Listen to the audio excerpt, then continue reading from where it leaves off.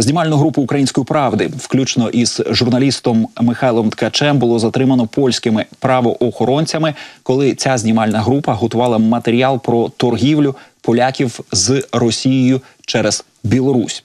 І ще раз, Михайла Ткача затримано в Польщі на польсько-білоруському кордоні. Маємо звідти світлини. Я попросив би зараз показати цей матеріал нашим глядачам.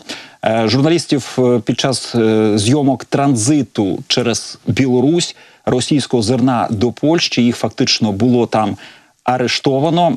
Їм перешкоджали знімати, їх затримали, відібрали в них камеру та телефон, потім повезли до комендатури, де з ними взялися там працювати вже польські спецслужби.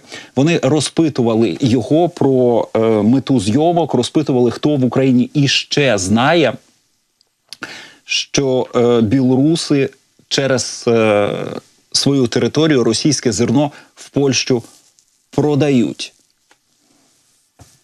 Ну і знімальна група «Української правди» в комендатурі їх там затримали на 4 години і лише після дозволу згори відпустили. Їм повернули камеру та телефони, але журналісти кажуть, що частину відзнятого відео було поляками при цьому видалено. Ну, а ще польські правоохоронці дуже цікавилися в Михайла Ткача, чи буде той піддавати розголосу цей інцидент. На що, як ви розумієте, ми всі маємо вже ствердну відповідь, адже саме розголошенням цього інциденту я просто в цей момент і займаюся. Я нагадаю, що спочатку так звані польські фермери, потім так звані польські перевізники взялися до того, щоб блокувати український кордон з поясненням, що начебто українські далекобійники відбирають в поляків заробіток, потім, що начебто українські фермери такий самий заробіток відбирають у поляків, що ми торгуємо, демпінгуємо своїм зерном, попри те, що, направду, через територію Польщі ми те зерно веземо іншим покупцям, але менше з тим, з такими самими аргументами,